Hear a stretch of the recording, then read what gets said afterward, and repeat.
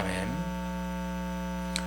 계속해서 105편입니다. 시편 105편 36절에서 45절 말씀을 살펴보려고 합니다.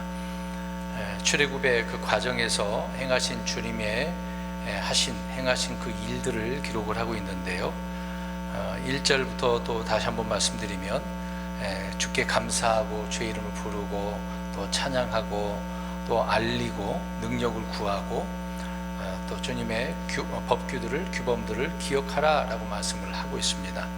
그래서 아브라함을 통해서 약속해 주셨던 말씀들, 그리고 이제 요셉을 통해서 이스라엘 백성들을 이집트에 집어넣으신 가운데 연단케 하시는 그런 말씀들을 살펴보았죠. 특히 요셉 같은 경우에는 그 오랜 기간 동안 연단을 받았지만 말씀이 임할 때까지 이제 그를 단련했다라고 말씀을 하고 있습니다. 그리고 지난 시간에는 요셉이 그 이후에 이제 감옥에서 나와서 총독이 되어지고 또 풍년과 기근 그때에 어떤 일을 하였는지를 또 말씀을 하고 있고, 또 그 이후에도 모세를 통하여 하나님께서 말씀하신 그런 내용들, 그리고 특히 이집트에서 9가지 그 재앙들을 우리가 살펴보았습니다.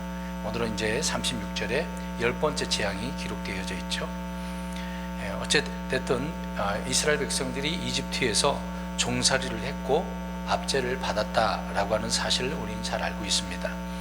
오랫동안 노역을 하고 민족이 멸망의 위기를 겪은 그런 일들이 많았죠. 수가 많아지니까 계속해서 괴롭히고, 또 자기들이 불리할까봐, 전쟁이 일어나면 자기들을 칠까봐 걱정돼서 염려돼서 오히려 더 억압한 그 사실들을 우리는 잘 알고 있습니다.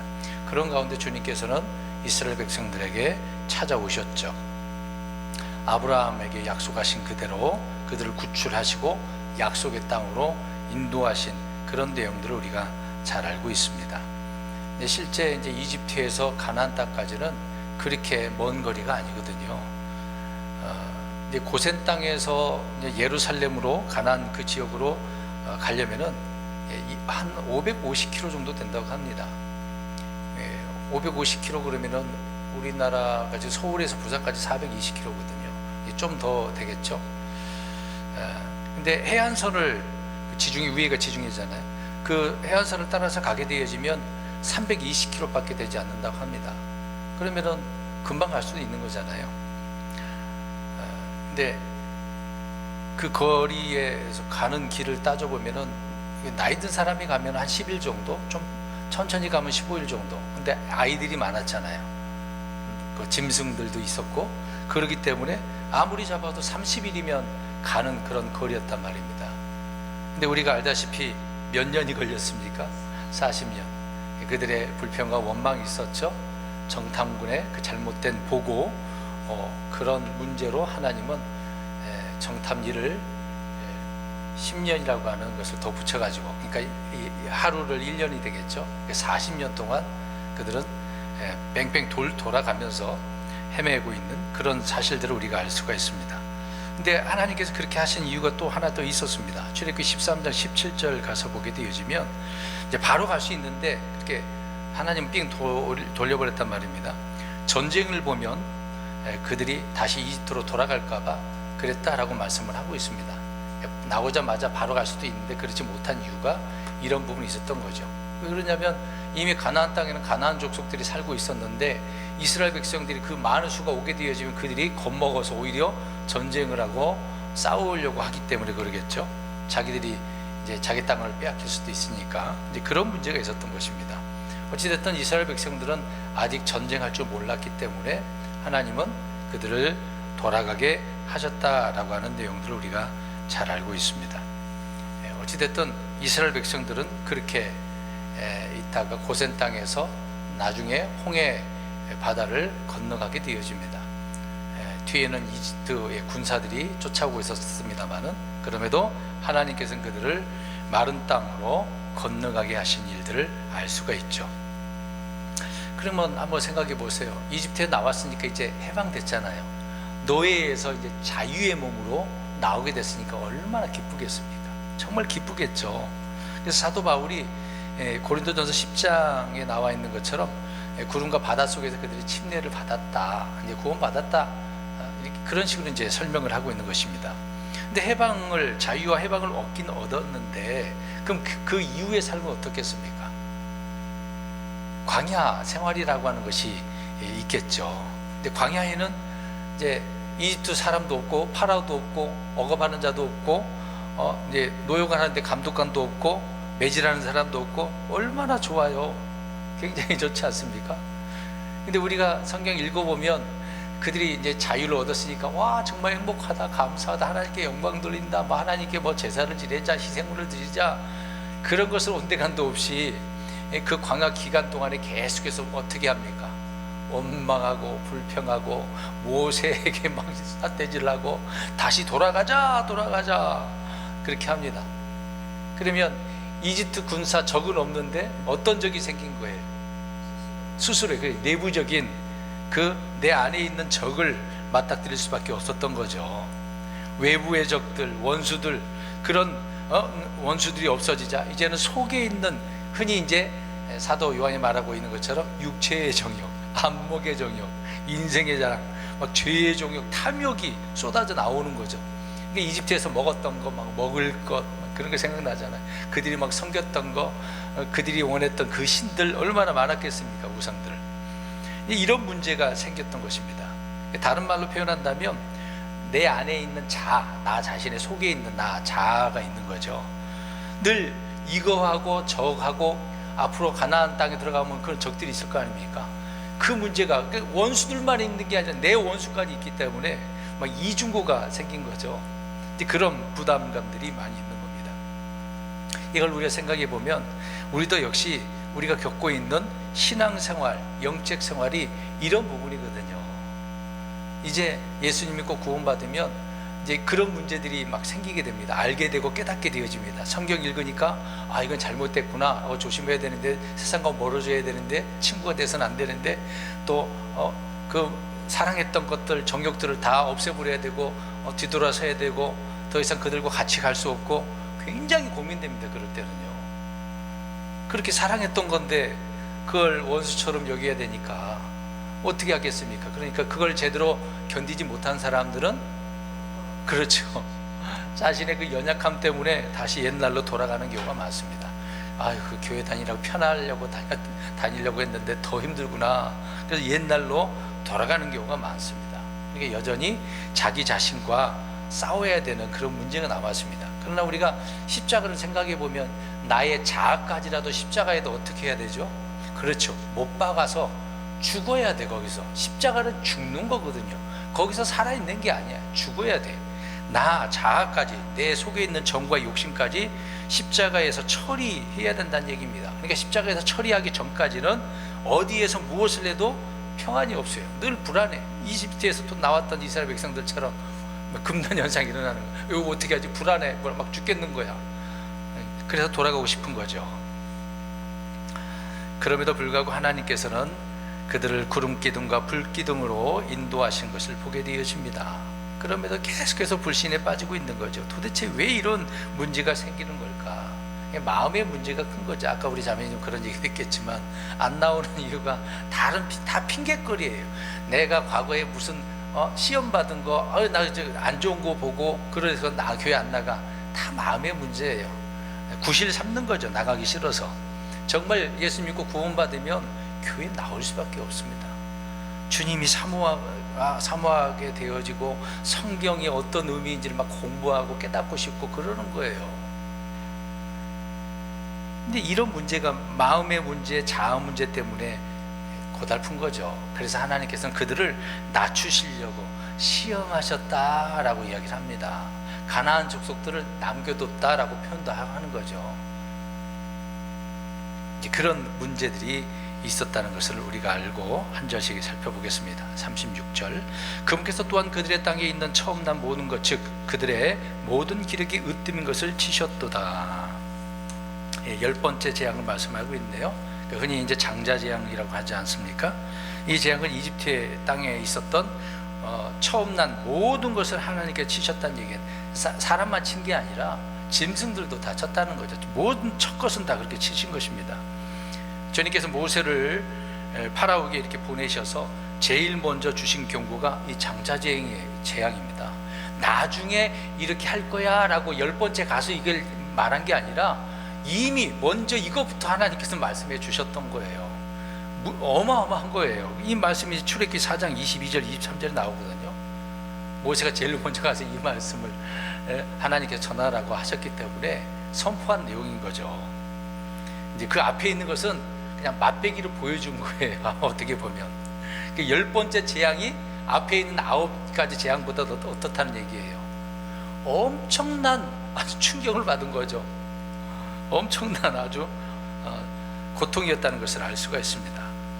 그런 의미로 오늘 36절에 그 내용들을 언급을 하고 있는 거죠. 그래서 모든 기력의 으뜸인 것, 첫째 장자가 첫 태생이 으뜸이었다라고 표현하고 있는 거죠. 그것을 쳤으니 으뜸이 무너지면은 그 다음 것들은 말할 것도 없겠죠.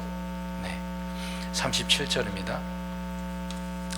그분께서 또한 그들을 은과 금과 함께 데리고 나오시니 그들의 지파들 가운데 허약한 자가 하나도 없었도다. 주님께서 이집트에서 이스라엘 백성들이 나올 때 빈손으로 나오지 않도록 하셨다는 얘기죠. 사실상 오랜 기간 동안에 노예 생활을 하지 않았습니까? 그 기간을 따져본다면 나올 때 가지고 나온 것은 아무것도 아니겠죠. 그것까지 다 환산해서 가지고 나오려고 한다면 이집트에 있었던 모든 재물들을 다 갖고 나와야 돼요, 사실상. 근데 무엇을 가지고 나왔습니까? 3가지를 언급하고 있네요. 은과 금과 의복. 근데 이 의복을 어떻게 하셨다고 합니까? 빌리도록 하셨다라고 이야기합니다. 근데 사실상 빌리도록 하게 하셨는데 성경이 보니까 노력했다고 나와요. 출애굽기 33장 22절을 보면 그렇게 말하고 있습니다. 3가지를 언급해요. 은보석과 금보석과 의복을 빌리겠고 그렇게 했단 말이에요. 근데 뒷부분에 가서 보면 이렇게 너희가 이집트 사람들을 노력하리라 하시니라. 빌린 것은 노력했다라고 표현한 게 아니에요. 잘 이해해야 됩니다. 뭐 그렇게 사람들은 이해할 수도 있겠지만 꼭 그런 의미는 아니거든요. 빌린 것과 노력하는 것은 전혀 다르기 때문에 그렇단 말입니다. 그 용도 말 자체가 달라요. 노력이라고 하는 것은 어떤 것을 내가 정복해가지고 어떻게 한 겁니까?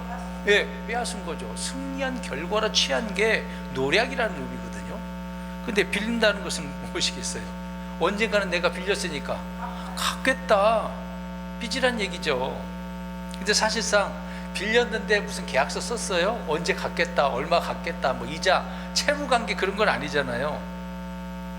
어찌됐든 하나님은 이스라엘이 이집트에서 가져나온 은과 금과 의복을 빌린 것이고 또한 노량물이라고 이렇게 표현하고 있는데, 근데 이스라엘은 그러면 언젠가는 갚아야 돼요. 근데 그들이 갚겠습니까? 지금 나오고 있는 상황이에요. 노예에서 이제 해방됐는데 생각해 보세요. 나중에 갚을게, 그런 사람 있겠습니까? 솔직히 없겠죠. 이집트 사람들도 그래요. 지금 하나님께서 은혜를 있게 해주셔서 빌려주도록 하긴 하셨어. 근데 빌려주면서 꼭 갚아, 그렇게 했겠습니까? 알다시피 지금 이들의 입장은 어때요? 뒤에 나온 내용이지만 빨리 빨리 가버려. 있으면 또 어떻게 되니까? 재앙 때문에 고통당하고 또 힘들고 어렵고 자기 모든 재산들도 없어질까봐 그런 고민이 있을 수밖에 없겠죠. 그래서 출애굽기 12장 36절에 나올 때 이렇게 표현합니다. 그들이 요구한 것들을 저들이 빌려주게 하셨으므로 그들이 이집트 사람들을 노력하였더라 라고 나옵니다. 자 보세요. 이 구절을 보면 좀 이해할 수가 있습니다. 잘 보세요. 빌려주게 해서 받아왔어, 그 3가지를. 근데 이스라엘 백성들이 그 부분에 뭐라 그랬어요? 노력했다. 가지고 더 나온 거예요. 그냥 더 취한 거예요. 그래서 노력이라고 표현하고 있는 겁니다. 근데 이걸 잘 이해를 하셔야 돼요. 하나님은 빌리라고 했는데 실제 이 이스라엘은 어떻게 했다는 얘기예요? 노력한 거예요. 이제 이 문제가 뒤에 나중에 생기게 되죠. 빌렸으면은 그러면 사실상 채무 관계가 어떻게 보면 아닐 수도 있는데 누가 갚는 거예요? 이스라엘 백성이 안 갚는다 그러면 누가 갚아주겠어요? 하나님이 갚아주겠죠. 근데 이들은 지금 어떻게 하고 나온 거예요? 노력해버렸어. 그럼 노력해버렸기 때문에, 빼앗았기 때문에 언젠가는 빼앗길 수도 있다는 거죠. 그래서 실제 열왕기상에 보면은 그렇게 됐습니다. 그러니까 그냥 빌리고 나왔으면 하나님이 갚아서 난 안 갚아도 되는 거예요, 이스라엘 백성 입장에서는. 근데 노력했기 때문에 나중에 그들에게 가져왔던 것들을 도로 반납하는 그런 일이 있었어요. 열왕기상 14장 15, 16절, 그러니까 15장 16절부터 나와요, 이 내용이. 그러니까 하나님께서 시킨 대로 해야 돼. 빌려주게 했었으면은 그냥 빌려준 거 그대로 가져 나오면 되잖아. 더 노력할 필요도 없었는데. 아무튼 그렇단 말입니다. 아무튼 그렇게 하나님께서 그들께 빌리고 노력하게 해서 지파들 가운데 허약한 자가, 연약한 자가 하나도 없도록 하셨다는 얘기예요. 부자로 나온 겁니다. 그것을 가지고 또 성막 짓는데 하나님 앞에 드렸죠. 얼마나 많이 가져왔으면은 더 이상 가져오지 말라 그럴 정도로 굉장히 많았지 않았습니까?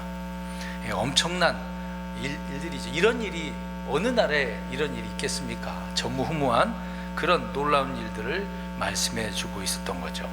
38절입니다. 그들에 대한 두려움이 저들을 덮쳤으므로 그들이 떠날 때 이집트가 즐거워하였도다. 있을 동안에 얼마나 힘들었는지를 말해주고 있어요. 사실상 노예였을 때는 어떻겠습니까? 굉장히 기뻐하고 그랬겠죠. 어떻게 보면 이스라엘 백성들이 자기들이 시키는 대로 하니까 노예, 종 아닙니까? 근데 그들의 밥이 되는 상황이었다는 것이죠. 근데 이제 그 재앙으로 인해서 얼마나 고통을 받았으면 그들이 나간다고 하니까 너무도 즐거울 수밖에 없었던 거죠. 이제 우리가 살겠구나, 이제 됐구나. 이렇게 표현한 이유는 뭐겠습니까? 그들이 누구에게 심판을 받았다는 것을 알게 된 거죠. 그렇죠. 하나님을 통해서 이 심판을 받았다는 것을 확실히 알았기 때문에 이제 이집트 사람들에게 있어서는 이스라엘은 자기들을 이제 오히려 멸할 수 있는 뭐 전염병 같이 여기다 하지 않았습니까? 그런 자들이 나갔으니까 얼마나 즐겁겠어요. 그런 의미로 이집트 사람들은 생각하고 있었다는 것을 알 수가 있습니다. 39절, 그분께서 구름을 펼치사 덮개로 삼으시고 밤에는 불을 펼치사 빛을 주셨으며, 우리가 잘 아는 대로 구름 기둥과 불 기둥을 이야기하고 있네요. 낮에 뜨거운 그 태양 그 빛에서 광야 생활을 어떻게 하겠습니까? 구름으로 덮어주니까 얼마나 시원하겠어요. 바람도 불면 서늘하고 건강하게 살 수 있는 그런 조건까지라도 만들어 줬습니다. 심지어 밤에는 얼마나 춥겠습니까? 그들을 따뜻한 온기로 함께 해주시려고 불기둥이라고 하는 것을 줘서 따뜻하게 해주신 그런 하나님의 보호하심과 은혜를 보게 되어지죠. 그런 내용을 39절에 언급합니다. 40절, 백성이 구하니 그분께서 매출하게 그들을 가져오시고 하늘의 빵으로 그들을 만족하게 하셨도다. 그들이 나오니까 며칠 지나니까 막 고통받죠. 물도 없어서 힘들고 먹을 것이 이제 가져왔던 것이 다 떨어지니까 얼마나 힘들겠습니까? 그래서 나름대로 하나님 앞에 이것저것 달라고 하는데 고기를 구했네요. 고기를 주니까 하나님께서 어떻게 하셨습니까? 배출하기로 주셨어요. 사실상 주셨어요. 안타깝지만 그래도 하나님은 주셨어. 못마땅하지만 주셨단 말입니다. 이스라엘은 그들의 욕망에 따라, 탐심에 따라 구하긴 했어도 하나님은 어쨌든 주셨어요. 안타깝잖아요.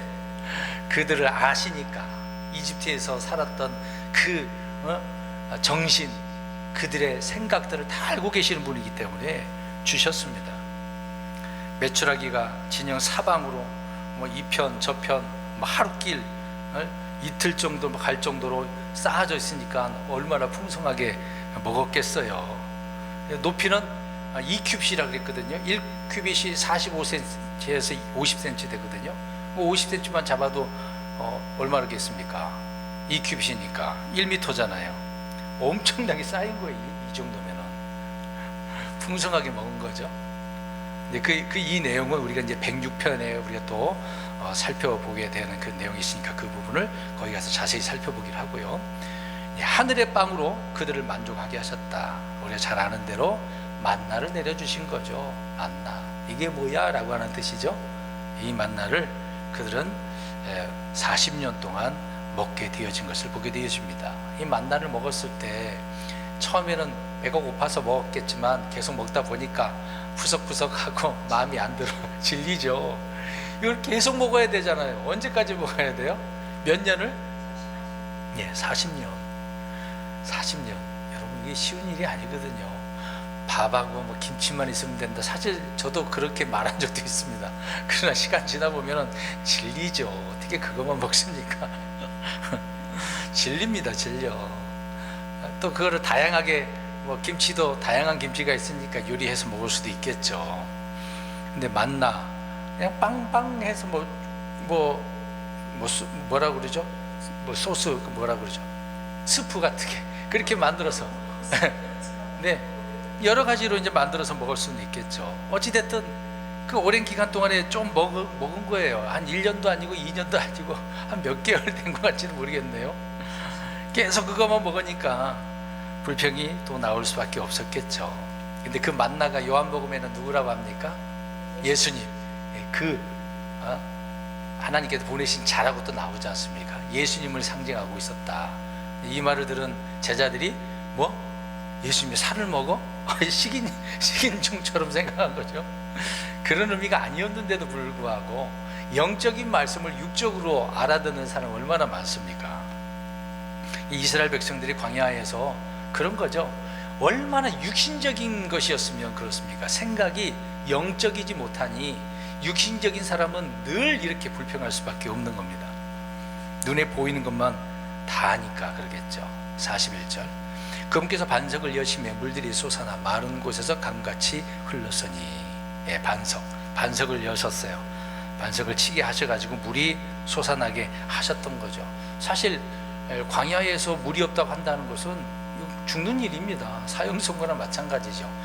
사막에서 3일 동안 물 못 먹으면 거의 죽어요. 죽습니다. 그 이상 버티기가 어렵거든요. 근데 그런 상황에 처했었고, 그럼에도 불구하고 하나님은 이제 반석에서 물을 나게 하셨던 거죠. 또 그것도 요한복음에 우리 예수님 성령님 그런 의미로 말씀하셨던 것을 봅니다. 그러니까 주님을 통해서 솟아나는 샘을 마셔야 되거든요. 이게 다 하나 뭐 구약에 실제 있었던 일이지만 영적인 의미로 말씀을 하고 있었던 것입니다. 그래서 그 반석은 고린도전서 10장 4절에서 예수 그리스도다라고 사도 바울이 언급을 하고 있습니다. 그래서 예수님을 통해서 음료를 마셨다라고 말하고 있는 거죠. 빵도 먹고 물도 마시는 그 일이 바로 주님을 의미하고 있었다는 것이죠. 42절입니다. 이는 그분께서 자신의 거룩한 약속과 자신의 종 아브라함을 기억하셨기 때문이니라. 아주 중요한 부분이 나왔네요. 그럼 앞에서 쭉 여러 가지 것들을 하나님께서 이렇게 하신 것, 그냥 한 게 아니에요. 그들이 불쌍해서 그런 게 아니라 누구 때문에 그렇게 하셨던 거예요? 아브라함. 이미 오래전에 아브라함과 약속을 하셨기 때문에 하나님은 약속을 어떻게 하신 분이라는 거예요. 예, 지키시는 하나님이야. 내가 아브라함과 약속한 거 기억해. 이때 기억한 게 아니에요. 하나님은 항상 기억하셨는데 이때에 내가 그들에게 약속한 것을 이루어 주신다는 것을 말씀하고 있었던 거죠. 그렇기 때문에 그들에게 이러한 것들을 이집트에서 나왔을 때 이런 일을 행하셨다라고 하는 것입니다. 그래서 얼마나 감사합니까? 그래서 근거와 그 이유를 42절에서 언급을 하고 있는 거죠. 중요한 부분입니다. 아브라함을 기억하셨다. 앞에서도 나와 있어요. 우리가 두 번째, 지금 오늘 몇 번째 우리가 이 105편을 살펴보고 있는 겁니까? 그렇죠. 네 번째잖아요. 두 번째 때 아브라함 얘기가 나오거든요. 하나님께서는 아브라함과의 그 약속을 반드시 지키시는 하나님이었다. 약속을 깨트리지 않는 거죠. 근데 사람들은 늘 깨트려요. 약속 잘 안 지키잖아요. 43절, 그분께서 자신의 백성을 기쁨과 함께 데리고 나오시고 자신의 택한 자들을 즐거움과 함께 데리고 나오시며. 자, 데리고 나오셨을 때 하나님께서 어떻게 하셨다는 얘기예요. 두 가지가 있네요. 기쁨과 즐거움이네요. 하나님은 이스라엘 백성들을 데리고 나올 때 막 기뻐했어, 즐거웠어. 막 힘들게 나온 게 아니야. 막 괴롭게 나온 게 아니야. 물론 이스라엘 백성들은 뭐 다양한 생각을 할 수도 있겠죠. 그동안에 거기서 살았는데 거기서 평생 먹고 살 수도 있었는데 나올 때 다양한 생각을 할 수가 있을 거 아닙니까? 그러나 하나님은 자신의 약속을 지키시니까 이때 내가 이루는 거구나, 그렇게 약속을 지키실 때 얼마나 기쁘고 즐거웠는지를 말씀을 해주고 있네요. 이게 이런 하나님이시란 말입니다. 하나님은 자신의 말씀을 이루시는 것을 굉장히 기뻐하고 즐거워하시는 거예요. 저와 여러분들에게, 저와 여러분들이 말씀 붙잡고 기도할 때, 말씀 붙잡고 기도할 때 그 말씀으로 우리에게 응답하신다고 한다면 그것도 역시 주께서 어떻게 하시는 거예요? 기쁘고 즐거운 거죠. 약속을 지키는 거니까. 이런 하나님을 우리가 안다면 정말 감사할 수밖에 없습니다. 44절입니다. 그들에게 이교도들의 땅들을 주사 그 백성들의 수고의 산물을 그들이 상속하게 하셨으니, 어디를 이야기하고 있는 거예요? 이교도들의 땅이 어디를 말하고 있는 겁니까? 가나안 땅을 이야기하고 있는 거죠. 가나안 땅. 가나안 땅, 거기에는 가나안 족속들이 살고 있지 않았습니까? 그들을 다 쫓아내버리시고 그들이, 가나안 족속들이 수고했던 것들, 농사지었던 것들, 도시 쌓아놨던 것들, 그들이 입고 있었던 것들을, 어떤 우물을 팠던, 샘물을 팠던 그런 것들을 다 누가 받도록? 이스라엘 백성. 그걸 그대로 상속했다라고 표현하고 있습니다. 상속이라고 그러잖아요. 상속. 물려받는 거잖아요. 건축하지도 않은 그 좋은 도시들, 그들이 채우지 않았던 것들, 모든 좋은 물건들, 금은, 보석, 다양한 것들을 더 아주 그냥 부자로 살게 해주셨던 거죠.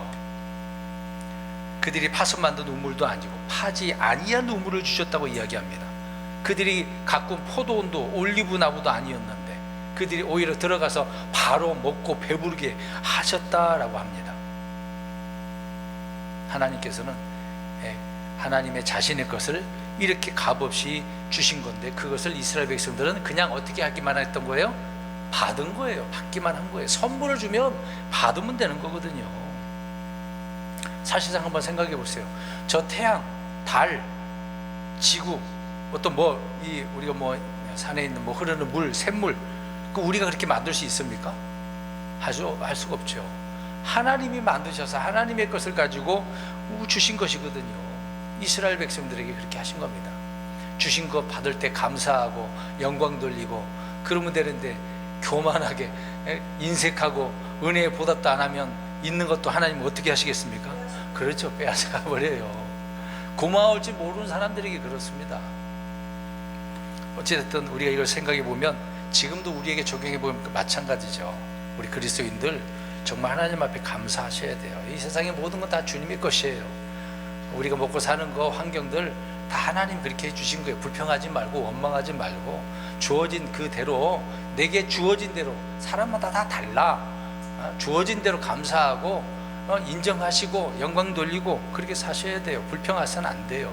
왜 나만 이렇게 어렵습니까? 왜 나만 가난합니까? 왜 우리 부모가 이렇게 가난해서 나도 가난합니까? 그런 소리 하지 말고 본인이 열심히 벌면 되잖아.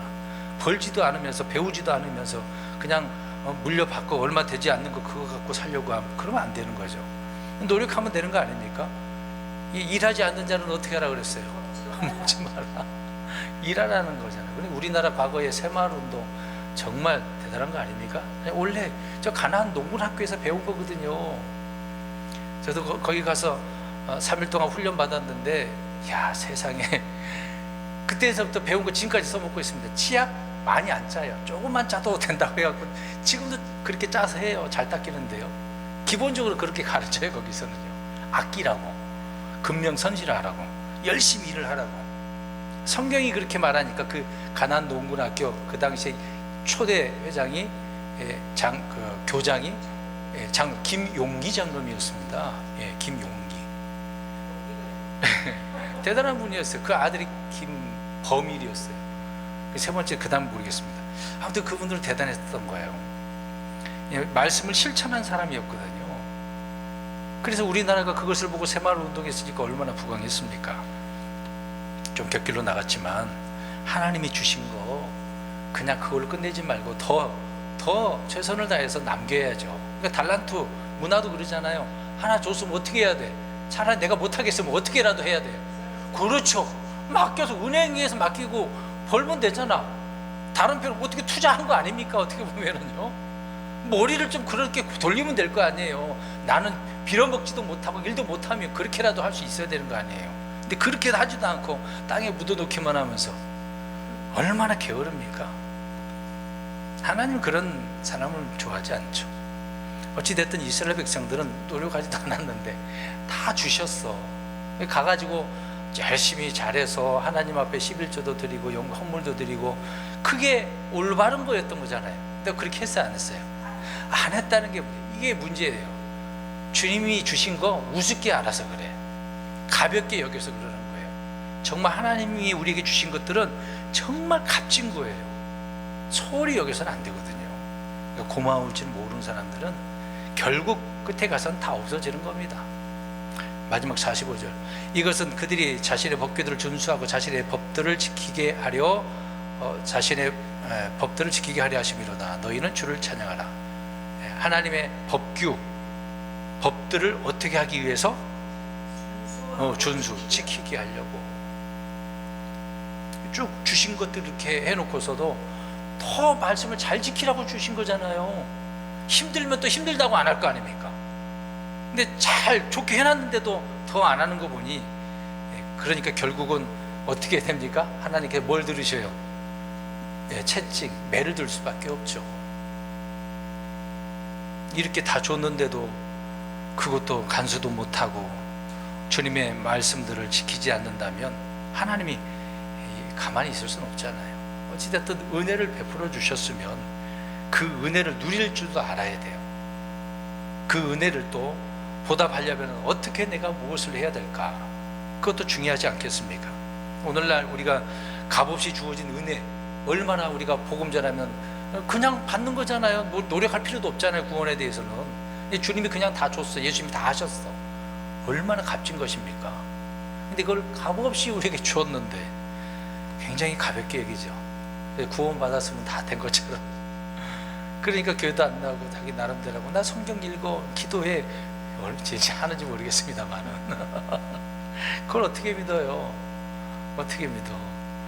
그냥 간혹가다 생각나면 그냥 생각할 정도밖에 아니지. 그게 기도고 성경이 있는 거겠습니까? 그게 신실하다고 말할 수 없는 거죠. 구원받은 사람은 하나님 앞에 신실하게 될 수밖에 없습니다. 가만히 있을 수 없거든요. 내 안에서 주님이 계시고 성령님이 계시는데, 성령님이 너 가만히 놀고나 있어, 그런 성령님이겠습니까? 더 기억나고 깨닫게 해주시고 정신 차리라고 하시지, 더 갈망하게 만들잖아요. 세상에서는 물을 못 마시면 갈증이 생기지만 말씀이 없으면 막 갈증이 생기는, 말씀의 갈증, 기갈, 그게 있어야죠. 근데 그걸 못 느낀다고 한다면 구원 못 받았거나 제대로 신앙생활 배우지를 못한 사람이겠죠. 오늘 말씀을 정리를 한다면, 하나님께서는 아브라함에게 하신 거룩한 약속을 어떻게 하셨어요? 기억하셨어요.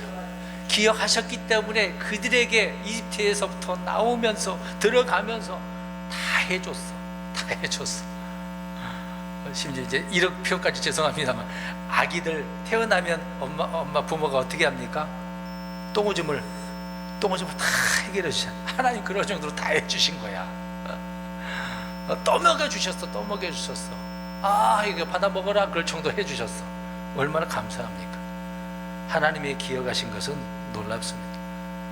그런 하나님의 약속을 늘 기억하고 또 약속을 지키시는 하나님이라는 것을 기억함으로 신실하게 주님을 섬길 수 있는 저와 여러분 되시기